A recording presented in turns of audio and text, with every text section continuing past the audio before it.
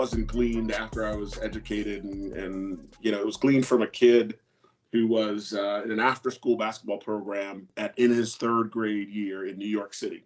And I think the insight actually is transferable to the broader business context, and I'll try to create that linkage. So what's the story? So the story was, I was a part of an after-school basketball league, and that kept me off the streets from 3 o'clock to 6 o'clock, where my mom was going to law school at NYU Law in New York City. And this after-school program had a basketball league where a lot of other after-school programs had their kids in similar age groups playing basketball. And I had a really cool group of kids in this basketball league. One guy, Bunky, I don't remember any of the guys' names. Bunky, Lance, and Walt were the three guys that were kind of the leaders of this particular group. And we had really, really, really good camaraderie. We had a coach, a blue-collar guy who loved basketball, and also loved teaching kids, right? This guy was, he did it on his spare time. He took time away from his own family to coach a bunch of kids in an after-school program in New York City. And so we genuinely just cared about the sport and the power that the sport could potentially have in shaping young lives. And that's why I think he did it, right? So we're about to play a team that routed us. they beat us so badly in the third grade, in the run up to the championship, that it was embarrassing. I remember thinking, and by the way, their name was, I think prophetically, their name was Bad News.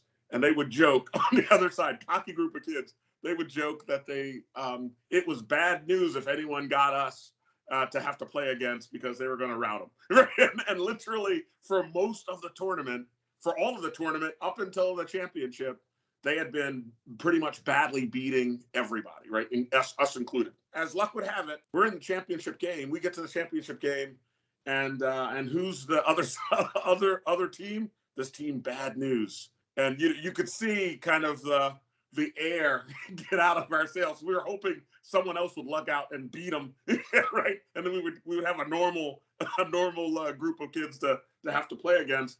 But we had this team that was just really good. And what they did in the third grade that no one else was doing was they did full court pressure on every single second of the deal, unlike every other team, right? So every single second they were on you, right? If you were inbounding the ball and getting to the half court, most everybody else is sitting back and getting in differential positions. These guys were in your face, constantly badgering and constantly providing pressure to you. We, as a third grade team, didn't have the capability the first time we met them to kind of combat that, because we'd never seen it. No one had ever seen it. And they used that to basically steal the ball a bunch of times and convert it into a win. So our boss, in the preparation to this, takes us and huddles us up and says, team, we're going to do what we haven't done yet when we face these guys. We're going to feed them a dose of their own medicine. And we're going to, for the first time, provide pressure to them when they're inbounding the balls. And if we're as aggressive and as fiery as they are, I think we'll have a shot at taking this. And I could see our team looking at our coach going, but dude, we're going up against Bad News. right? These guys are legitimately bad news to go up against. But we'll try this pressure technique and figure out if that gets after it. And he said, we're not going to do it in the first half of the game if it's close. We're going to do it in the second half of the game so that they don't have a chance to kind of adjust our stuff. Now, he also said, guys, the way we can beat these guys is we're going to give the ball to the fastest and best dribbler we've got, and they'll be able to dribble past them to get it past the half court. And that was Lance. And so every time we'd inbound to Lance, and Lance would dribble around these kids and get it across the half court line, and we would get after it. So we get to the championship game, and first half, we're still in it. Oh my goodness. They're giving us pressure, but they're not basically stealing the ball a lot, and we're able to actually convert. I thought we were a better team, at least when you got to the other half of the court. And then interestingly, I looked over to the bleachers after the half court's on, and for the first time, I see in the bleachers my mom. Right. And my mom was a law student, single parent. And not only is my mom there, my mom and my mom's mom, her then significant other, a guy by the name of Sydney. And that was I think the only game she had seen the entire season, because her schedule to kind of get through NYU law school was so burdensome that she just didn't have the bandwidth from a time perspective. And I remember thinking to myself, wow, my mom's here. This is absolutely awesome. At the start of the third quarter, all of a sudden we start to hear our coach, and there's about 200 people in the auditorium. I start to hear my coach yelling pressure, and I could hear his voice over the entire 200 other folks. We then start to apply pressure to these guys as they inbound the ball, and they inbound to the left side of the court, which was my side. I get my hands up, and I get to the individual that has the ball from the inbound, and all of a sudden I hear my mom out of the 200 people. I'm not seeing her, but I can hear her voice saying, "Go, Walter."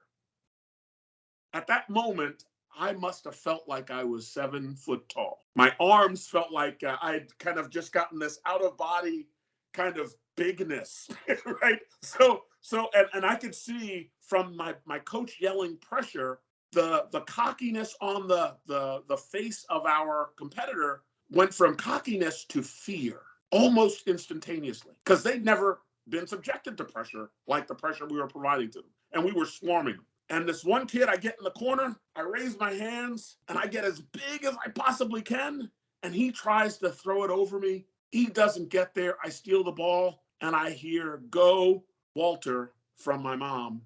I grab the ball, do a right-handed layup, score a point, and the crowd erupts, because basically I'm sure all the other kids that were watching the championship game that were losing to Bad News saw them losing by their own technique for the first time during that tournament.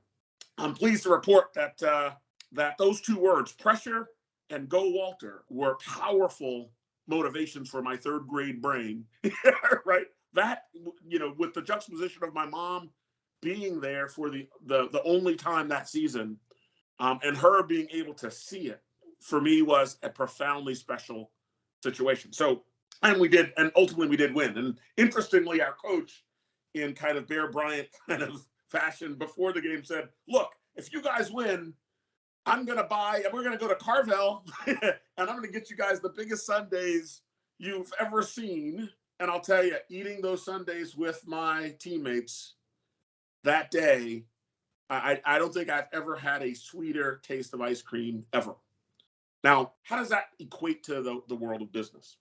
In the world of business, I believe your job as a leader is to be a voice of encouragement when it matters for your employees, and a voice of direction, right? The pressure saying, "Hey, this is what I want you to do. We practiced it. Now it's time to execute. So what's the guidance? What's the direction we need to go?" That's one voice. And then the other voice is the voice of encouragement. How can I help you be more effective? Go, Walter, go, employee, get after the mission. And how can I help you be successful in delivering the mission?